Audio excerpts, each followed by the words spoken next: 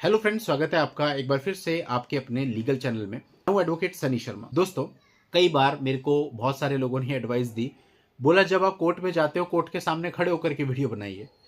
कई सारे लोगों ने बोला सर आप बिल्कुल टिच विच बन के कोर्ट की ड्रेस पहन करके अपने ऑफिस में बैठ करके वीडियो बनाइए। आप तो ऐसे ही कहीं पे भी वीडियो बना देते हो, कई बार झूले पे बना देते हो, कई बार घर पे बैठ के बना देते हो, कई बार अपनी जिम से बना देते हो। देखिए, बहुत सिंपल सी बात है, जो व्यूअर्स है ना, उनको मतलब है इंफॉर्मेशन से, कि उनको जो जानकारी दी जा रही है वो क्या है, ना कि इससे कि मेरे पीछे का बैकग्राउंड क्या है। देखिए, अपनी अपनी सोचने समझने की बात है। मेरे को तो फर्क पड़ता नहीं, मैं तो सो के उठता हूँ वैसे वीडियो बनाता हूँ टोपी पहन के नाइट सूट में।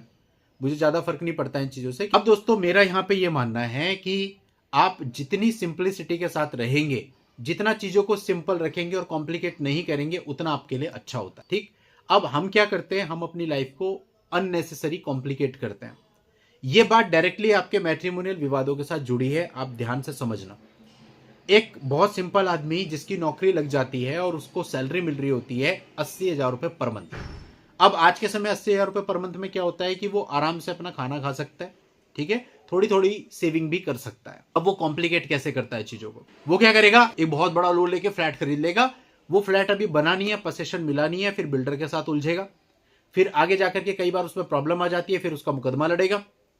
कॉम्प्लिकेट कर लिया लाइफ को। या फिर कई बार होता है कि फ्लैट का पोसेशन मिल गया, अब ईएमआई देते देते कमर टूट गई, क्योंकि जितना आपका लोन होता है उससे डबल आपकी ईएमआई होती है।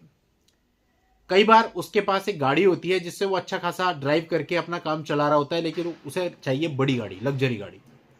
फिर वो उस गाड़ी को औने पौने भाव में सेल कर देता है और एक बड़ी गाड़ी लेता है 4 गुना पैसा ज्यादा डाल के। फिर वो रोड पे जाता है, कहीं से उसकी थोड़ी सी टक्कर हो जाती है, फिर जिससे टक्कर हुई उससे लड़ता है कि भाई तेरी वजह से टक्कर हो गई। फिर गाड़ी में पैसे खराब करता है, फिर लाखों रुपए उसके इंश्योरेंस के पर ईयर देता है। कॉम्प्लिकेट कर लिया चीजों को। ठीक। यानी वो गाड़ी आपने ये सोच के ली थी इससे आपको बड़ी खुशी मिलेगी, लेकिन दुख मिल रहा है। रोड पे चलाते हो तो डर लगता है को मार ना दे, किसी ने मार दी, फिर सर्विस सेंटर पे गाड़ी खड़ी रहती है, फिर उसके बाद आप इंश्योरेंस भी पे कर रहे हो और बहुत तमाम प्रकार की चीजें। तो दोस्तों, आप ऐसे कोई सा भी उदाहरण पकड़ के देख लीजिए लाइफ का। अगर आप लाइफ में सिंप्लिसिटी रखेंगे तो आप खुश रह सकते हैं। अगर आप सिंप्लिसिटी नहीं रखेंगे, कॉम्प्लिकेट करेंगे लाइफ को, तो फिर आप खुश नहीं रह सकते। सिंप्लिसिटी क्या है, हमको क्या चाहिए भाई, एक जोड़ी कपड़ा बहुत होता है, आप पहन करके सारे काम कर सकते हो, जब गंदा हो जाए बदल लो। अब आप तमाम प्रकार के सूट रख लो, बूट रख लो, पहनोगे फिर भी एक ही, और अगर रोज बदलोगे उसका कोई फायदा नहीं है। अब दोस्तों, आप अपने चारों तरफ निगाह घुमा के देखना कि जो लोग सिंपल रहते हैं वो कंपैरेटिवली ज्यादा खुश रहते हैं। कारण, क्योंकि उनको किसी चीज से फर्क नहीं पड़ता। और जो आदमी सिंपल नहीं रहते वो हमेशा यही सोचते रहते हैं कि दूसरा मेरे बारे में क्या सोचेगा। कपड़े खुद पहन रहे हैं और लगता है कि दूसरा मेरे को ऐसे देखेगा तो क्या सोचेगा। वो खूब कोट पैंट पहन के टाई वाई लगा के हमेशा जब भी आप देखो बिल्कुल परफेक्ट बन के घूमते रहते हैं। मैं सोचता हूँ इतना टाइम कहाँ से लाते हैं, इतना टाइम किसी अच्छी चीज में यूज करें ना। देखता हूँ बहुत लोगों को अपने साथ के डेली शेविंग करेंगे, घट घट घट घट घट। या तो मैं 15 दिन 20 दिन में शेविंग करता हूँ, कभी जब बहुत ज्यादा मुझे लगता है कि करनी चाहिए, ना कि दूसरे की वजह से। क्योंकि जो चीज आप कर रहे हैं, जो काम आप कर रहे हैं, आपके काम में क्वालिटी होनी चाहिए। ये सब चीजें बाहरी चीजें हैं, इनसे कोई फर्क नहीं पड़ता। अब मैट्रिमोनियल विवादों के अंदर भी चीजें बहुत सिंपल होती है, हम उसे कॉम्प्लिकेट बनाते हैं। पत्नी चली गई, पत्नी को आपके साथ रहना नहीं, आप कहते हैं साहब आई नहीं रही, आई नहीं रही। अरे नहीं रहना उसको, आप क्यों कॉम्प्लिकेट कर रहे हो चीजों को। उसकी मर्जी है नहीं रहना तो नहीं रहना।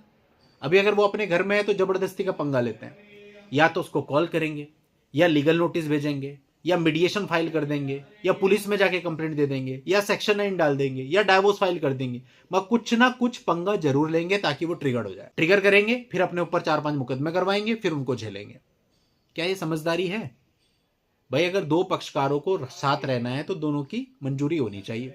अब एक आदमी की इच्छा ही नहीं है आपके साथ रहने की, अब जबरदस्ती की कॉम्प्लिकेट कर रहे हो। उसको रहने दो ना, जैसे वो रह रही है, आप रहो आराम से और अपना टाइम निकालो। जब सफिशिएंट टाइम निकल जाएगा उसके बाद डाइवोर्स फाइल कर दो। हो सकता है उससे पहले म्यूचुअली कोई डाइवोर्स का ऑफर आ जाए तो वैसा देख लो। सिंपल है, आपके ऊपर मुकदमे हो जाते हैं। मैक्सिमम टाइम आपको कुछ करने की जरूरत नहीं होती, इतना सिंपल होता है। एफआईआर इतनी सिंपल होती है कि कुछ आपका होना नहीं है उसमें। दे तबा के एंटीसिपेटरी बिल डाल दूं, मैं स्टे डाल दूं, मैं एफआईआर होते ही क्वेश्चन डाल दूं। ऐसे ऐसे मामले देखे, एफआईआर भी नहीं हुई, एंटीसिपेटरी बिल जाके पहले फाइल कर दी। फिर क्या करते हैं, फिर उस एंटीसिपेटरी बिल में कोई ऑर्डर आता है जो नेगेटिव आता है, फिर उसको ठीक कराने के लिए हाईकोर्ट जाते हैं। फिर हाईकोर्ट जाते हैं तो फिर क्या होता है, हाईकोर्ट उसको ठीक करता है या नहीं करता, नहीं करता तो फिर सुप्रीम कोर्ट जाते हैं। यानी केस शुरू होने से पहले ही अपना इतना हैरेसमेंट और इतना फाइनेंशियल लॉस करवा लेते हैं कि पूरे तरह से बर्बाद हो जाते हैं। और जब एक्चुअल में पैसा खर्च करने की बात आती है तब कॉम्प्रोमाइज करते हैं कि भाई यहाँ पे ज़्यादा फीस लग रही है, यहाँ कम लग रही है, तो मैं इधर चला जाऊँ या किसी और प्रकार से, क्योंकि ऑलरेडी फाइनेंशियल लॉस कर चुके हैं। तो कहने का मतलब है कि जो पैसा आप इन अनावश्यक चीज़ों में खर्च करते हो वो पैसा आप उस जगह भी लगा सकते थे जहां आपको लगाना चाहिए था। तो 90% लोग अपने मामलों को खुद कॉम्प्लिकेट आज के समय पे कर रहे हैं। दोस्तों, एक सीनियर काउंसिल थे, मैं आपको अपनी बात बता रहा हूं, जब हमने वकालत की शुरुआत करी उनका एक पर्सनल मैटर हुआ। वो जो पर्सनल मैटर उनका था, उस पर्सनल मैटर को उन्होंने इतने सिंपल तरीके से चलाया और उसमें इतना ज्यादा टाइम लग गया कि दूसरी पार्टी अपने आप उनके चैम्बर में आके बोलती थी, साहब इसको वापस ले लो, हम हाथ जोड़ रहे। वो कहते थे ना, मैं वापस नहीं लेता। ठीक है, तो कहने का मतलब है कि आपको तरीके से चीजों को चलाना है, आपको तरीके से चलाना है। अगर आप तरीके से चलाओगे तो सामने वाली पार्टी को आप डाउन कर सकते हो अपनी शर्तों पे। पर हम लोग क्या करते हैं, हमारे अंदर दो खामियां हैं। पहला, हम चीजों को कॉम्प्लिकेट करते हैं, और दूसरा, हम बहुत जल्दी रिजल्ट चाहते हैं। और जो जल्दी रिजल्ट वाली चीज है ना, ये हमारी जनरेशन में कुछ ज्यादा है।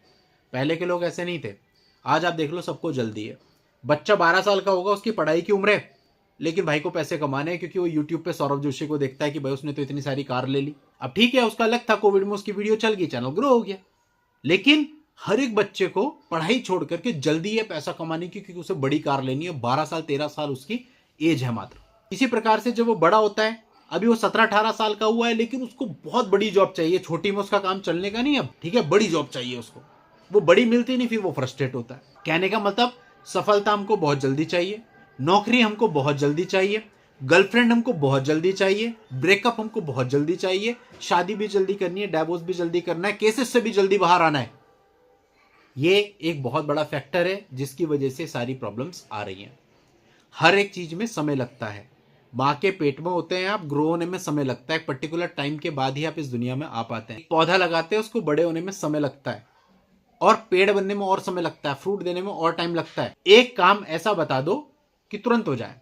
माँ घर पे खाना बनाती है ना, उसमें भी पहले आटा गूंथती है, फिर उसको थोड़ी देर छोड़ती है, फिर रोटी बनाती है, तब आपको मिलती है। जीवन का एक सिंगल काम ऐसा नहीं है जो बहुत जल्दी हो जाए।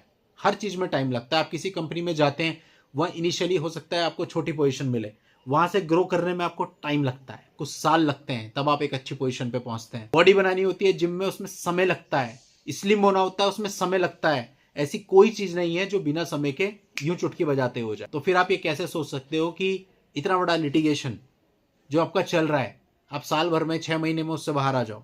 ये आपका लक है कि अगर कोई कंडीशन ऐसी बन गई तो, अदरवाइज इसमें टाइम लगेगा। और उस टाइम के लिए खुद को आप मेंटली प्रिपेयर करो। अगर आप मेंटली प्रिपेयर हो तो आपका दिमाग खराब नहीं होगा। और जो टाइम उसमें लग रहा है, उस टाइम में अपनी लाइफ को रोको मत, बल्कि चलाते रहो।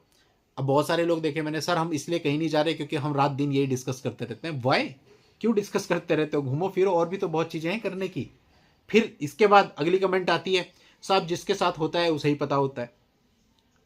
अरे, दो चीजें हैं, या तो आपकी ओवर थिंकिंग करने से, आपकी अपनी लाइफ को रोक देने से, आपके घूमने फिरने ना करने से ये चीजें सॉल्व होती हो, तो आप खुशी के साथ ऐसा करो। बट आपको भी पता है और मुझे भी पता है कि ऐसा करने से ये चीजें सॉल्व नहीं होती हैं, बल्कि आपका दिमाग और खराब होता है। आप ओवर थिंकिंग करके और चीजों को खराब करते हैं, तो फिर क्या फायदा है? अब डिसीजन आपके ऊपर है कि आप क्या करना चाहते हैं। ओवर थिंकिंग करना चाहते हैं या अपनी लाइफ को एंजॉय करते हुए, इसको साइड में रखते हुए चलाना चाहते हैं? देखिए, ये मैट्रिमोनियल विवाद सॉल्व हो जाएंगे, जिंदगी में दूसरी कोई प्रॉब्लम आएगी। फिर हर प्रॉब्लम के लिए अगर हम लाइफ को रोकते रहेंगे तो लाइफ तो रुकी ही रहेगी, वो चल ही नहीं पाएगी। इसलिए लाइफ को चलाते रहिए। प्रॉब्लम्स आती रहती हैं और समय के साथ वो प्रॉब्लम सॉल्व भी हो जाती हैं। तो दोस्तों, उम्मीद करता हूं कि इस वीडियो को बनाने का जो मकसद था वो आप समझे होंगे, और चीज़ों को पॉजिटिवली लेकर के अगर कुछ गलती हो रही होगी उनको सुलझाने का प्रयास करेंगे, सही करने का प्रयास करेंगे। चलिए दोस्तों, आज के इस वीडियो में इतना ही। नेक्स्ट वीडियो में नई जानकारी के साथ मैं आपसे फिर मिलता हूं। तब तक के लिए good bye and thank you for watching. Take care.